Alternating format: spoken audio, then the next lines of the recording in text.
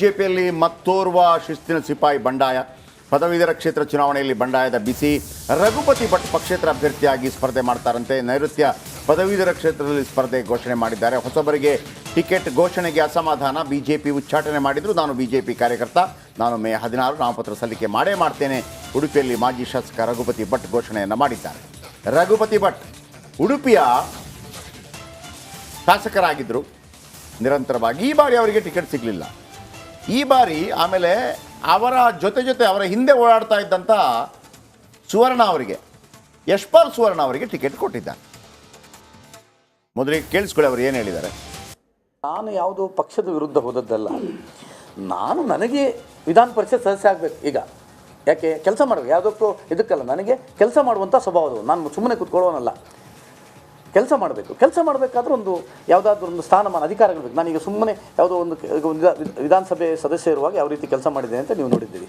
ವಿಧಾನ ಪರಿಷತ್ ಸದಸ್ಯನಾದರೆ ಅದೇ ರೀತಿ ಕೆಲಸ ಮಾಡುವಂಥ ಅವಕಾಶಗಳು ಸಿಗ್ತದೆ. ಹಾಗಾಗಿ ನಾನು ಸ್ಪರ್ಧೆ ಮಾಡ್ತೇನೆ, ದಯವಿಟ್ಟು ನೀವೆಲ್ಲ ನನಗೆ ಸಹಕಾರ ಮಾಡಬೇಕು ಅಂತ ಹೇಳಿದ್ದಾರೆ. ಇಲ್ಲ, ಅವರು ನಿಲ್ಲಬಾರ್ದು ಅಂತ ನನಗೆ ತುಂಬ ರಿಕ್ವೆಸ್ಟ್ ಮಾಡಿದರು. ಭಾಳ ಸ್ಪಷ್ಟ. ಇನ್ನೊಮ್ಮೆ ನಿಮಗೆ ನಾನು ನಿಲ್ಲೋದು ಯಾರ್ದೋ ಪಕ್ಷ ನನಗೆ ಸೀಟ್ ಕೊಡಲಿಲ್ಲ ಅಂತ ಬಂಡಾಯ ಅಲ್ಲ. ನನಗೆ ಈಗ ವಿಶ್ವಾಸ ಬಂದಿದೆ. ಪದವೀಧರರು ಎಲ್ಲ ಏನು ಹೇಳಿದ್ದಾರೆ ಅಂದರೆ, ಸರ್ ನಿಮ್ಮಂಥ ಒಬ್ಬ ಜನಪ್ರತಿನಿಧಿ ನಮಗೆ ಬೇಕು, ನೀವು ಕೆಲಸ ಮಾಡಿ. ಇವತ್ತು ಜನಪ್ರತಿನಿಧಿಯಾಗಿ ಕೆಲಸ ಮಾಡಿದವರು ನಿಮ್ಮ ವರ್ಕಿಂಗ್ ಸ್ಟೈಲ್ ನೋಡಿದ್ದೇವೆ. ಇದು ಒಂದು ಒಳ್ಳೆಯ ಅವಕಾಶ. ಇದು ಪದವೀಧರರು ನೀವು ಎನ್ರೋಲ್ ಮಾಡಿದವರು ನಾವು ನಿಮಗೆ ಬೆಂಬಲ ಕೊಡ್ತೇವೆ, ನೀವು ಸ್ಪರ್ಧಿಸಬೇಕು ಅಂತ. ನಾನು ಏನು ನಿರ್ಧಾರ ಮಾಡಿದೆ ಹಾಗೆ ಅಂದರೆ, ನಾನು BJP ವಿರುದ್ಧ ಅಲ್ಲ, ನಾನು ಗೆಲ್ತೇನೆ ಅಂತ ಹೇಳುವ ವಿಶ್ವಾಸ ಇದೆ. ತಪ್ಪಿ ಭಾಳ ಸ್ಪಷ್ಟ. ಇನ್ನೊಮ್ಮೆ ನಿಮಗೆ ನಾನು ನಿಲ್ಲೋದು ಯಾರ್ದೋ ಪಕ್ಷ ನನಗೆ ಸೀಟ್ ಕೊಡಲಿಲ್ಲ ಅಂತ ಬಂಡಾಯ ಅಲ್ಲ. ನನಗೆ ಈಗ ವಿಶ್ವಾಸ ಬಂದಿದೆ. ಪದವೀಧರರು ಎಲ್ಲ ಏನು ಹೇಳಿದ್ದಾರೆ ಅಂದರೆ, ಸರ್ ನಿಮ್ಮಂಥ ಒಬ್ಬ ಜನಪ್ರತಿನಿಧಿ ನಮಗೆ ಬೇಕು, ನೀವು ಕೆಲಸ ಮಾಡಿ. ಇವತ್ತು ಜನಪ್ರತಿನಿಧಿಯಾಗಿ ಕೆಲಸ ಮಾಡಿದವರು ನಿಮ್ಮ ವರ್ಕಿಂಗ್ ನಡಿ ಈಗ ಶುರು ಮಾಡೋಣ. ಕೇಸರಿಯಿಂದ ಮನೋಲ್ಲಾಸ ಮನಸ್ಸು ಮತ್ತೇರಿ ಕುಣಿದಾಡಿದೆ ನೋಡು, ಮನಸ್ಸು ಮತ್ತೇರಿ ಕುಣಿದಾಡಿದೆ ನೋಡು. ಕ್ಷಣ ಕ್ಷಣವೂ ಆಚರಿಸಿ ಕೇಸರಿ ಹಬ್ಬ. ವಿಮಲ್ ಬಾಯಲ್ಲಿ ಹೇಳಿ ಕೇಸರಿ.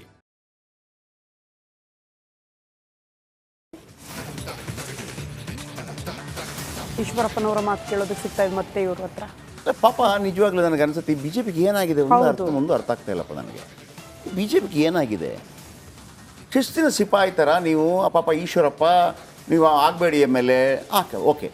ಆಮೇಲೆ ನೀವೆಲ್ಲಿ ನೋಡಿ, ಇವ್ರಿಗೂ ಅವಮಾನ ಮಾಡಿದೆ ಬಿಜೆಪಿ, ಈಶ್ವರಪ್ಪನವ್ರಿಗೂ ಅವಮಾನ ಮಾಡಿದೆ. ಹೆಂಗೆ ಅಂತ ಹೇಳ್ತೀನಿ. ಈಶ್ವರಪ್ಪನವರ ಬದಲಿಗೆ ಟಿಕೆಟ್ ಕೊಟ್ಟಿದ್ದು ಯಾರು ಗೊತ್ತಾ? ಆ ಚೆನ್ನಿ ಅವರಿಗೆ ಟಿಕೆಟ್ ಕೊಡಬಾರ್ದು ಅಂತ ನಾನು ಹೇಳ್ತಾ ಇಲ್ಲ. ಈಗ ಹೆಂಗೆ ಗೊತ್ತಾ ಶ್ರುತಿ ಅವರೇ, ನಿಮ್ಮ ಹಿಂದೆ ಓಡಾಡ್ತಾ ಇರ್ತಾರೆ ಅಂತ ಇಟ್ಕೊಳ್ಳಿ, ಅವರಿಗೆ ಟಿಕೆಟ್ ಕೊಟ್ಬಿಡೋದು ಇದೊಂಥರ ಮುಜುಗರ. ಹೌದು.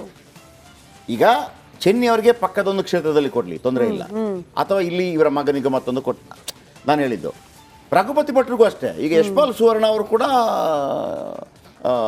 ಭಾಳ ದೊಡ್ಡದಾಗಿ ಹೊರಹೊಮ್ತಾ ಇರುವಂಥ ನಾಯಕ, ಅವರಿಗೆ ಟಿಕೆಟ್ ಕೊಡಬಾರ್ದು ಅಂತ ಯಾರು ಹೇಳ್ತಾ ಇಲ್ಲ. ನೀವು ರಘುಪತಿ ಭಟ್ ಅವರ ಹಿಂದೆ ಓಡಾಡ್ತಾ ಇದ್ದ ಯಶ್ಪಾಲ್ ಸುವರ್ಣ ಅವರಿಗೆ ಟಿಕೆಟ್ ಕೊಟ್ಟು ನಿಮ್ಮನ್ನು ಮುಜುಗರಕ್ಕೀಡು ಮಾಡೋದು. ಅಂದರೆ ಸರ್ ಅಂತ ಯಾರು ಹೇಳ್ತಾ ಬರ್ತಾ ಇರ್ತಾರೋ ಅವರ ಹಿಂದೆ ಇವರು ಹೋಗೋಂಗೆ ಮಾಡೋದು, ಅವರೇ ಸರ್ ಆಗ್ಬಿಡೋದು. ಹೌದು, ಇದೆಂಥ ಒಂಥರ ಮುಜುಗರ ಇದೆಯಲ್ಲ ನೋಡಿ. ಇವರು ಒಳ್ಳೆ ನಾಯಕ, ಅಲ್ಲಿ ಭಾಳ ಸ್ಟ್ರಾಂಗ್ ಆಗಿರುವಂಥ ನಾಯಕ. ಇವರು ಕೊಡಬಾರ್ದು ಅಂತ ಏನಲ್ಲ. ಈಗ ರಘುಪತಿ ಭಟ್ ಅವರ ಏನಾದರೂ ಕೆಲಸ ಆಗಬೇಕು ಅಂತಂದರೆ ತನ್ನ ಶಿಷ್ಯನ ಹಿಂದೆ ಹೋಗಬೇಕು. ಹೌದು. ಈಗ ಅಲ್ಲಿ ಈಶ್ವರಪ್ಪನವರ ಯಾವುದಾದ್ರೂ ಕೆಲಸ ಆಗಬೇಕು ಅಂತಂದರೆ ಚೆನ್ನಿ ಅವರ ಹಿಂದೆ ಹೋಗಬೇಕು. ಆಯಿತಾ, ಇಷ್ಟ ಆಯಿತು. ಆಮೇಲೆ ಒಬ್ಬರಲ್ಲಿ ಹುಬ್ಳಿಯಲ್ಲಿ ಯಾರು ಜಗದೀಶ್ ಶೆಟ್ಟರ್ ಆಗೋದಿಲ್ಲ ಅಂತ ಕಾಂಗ್ರೆಸ್ಗೆ ಹೋದರು. ಅವರನ್ನು ಪ್ಯಾಪು ಅಂತ ಹೇಳ್ಬಿಟ್ಟು ವಾಪಸ್ ಡುಮ್ ಅಂತ ಕರ್ಕೊಂಬಂದು, ಯಾವುದಣ್ಣ ನಿನಗೆ ಹುಬ್ಳಿ ಬೇಕಾ, ಹಾವೇರಿ ಬೇಕಾ, ಬೆಳಗಾವಿ ಬೇಕಾ, ನಿಮ್ಮ ಸಂಬಂಧಿಗಳದ್ದು ಬೇಕಾ, ವಾಪಸ್ ಕರ್ಕೊಂಬಂದು ಅವ್ರಿಗೆ ರೆಡ್ ಕಾರ್ಪೆಟ್. ಪಾಪ ಇವರು ಈಶ್ವರಪ್ಪ ನನಗೆ ಬೇಡ ಸರ್, ನನ್ನ ಮಗನಿಗೆ ಕೊಡಿ, ಹಾವೇರಿ ಕೊಡಿ ಸರ್, ಹಾವೇರಿ ಕೊಡಿ. ಹಾವೇರಿಯಲ್ಲಿ ಕೊಟ್ಟಿದ್ದು ಯಾರಿಗೆ? ಬಸವರಾಜ ಬೊಮ್ಮಾಯಿ ಅವರಿಗೆ. ಅಲ್ಲೊಂದು ಕ್ಷೇತ್ರ ಇದೆಯಲ್ಲ ಶಿಗ್ಗಾವಿ, ಅದೇನು ಮಾಡ್ತೀರಿ ಮತ್ತೆ? ಆಮೇಲೆ 2.5 ಲಕ್ಷ ಅಲ್ಲಿ ಓಟ್ ಇದೆ, ಯಾರ್ದು ಕುರುಬ ಓಟು. ಆಯಿತು. ಆಮೇಲೆ ಪಾಪ ಇವರು ಆವತ್ತು BL ಸಂತೋಷ್ ನೋಡಿದ್ರ, ಶಿಸ್ತಿನ ಸಿಪಾಯಿ ತ್ಯಾಗ ಅಂತಂದ್ರೆ ಏನು ಅಂತ ಅಂದ್ಬಿಟ್ಟು ಬಡ್ಬಡ್ಬಿಟ್ಟು ಭಾಷಣ ಮಾಡ್ತಾಯಿದ್ರು.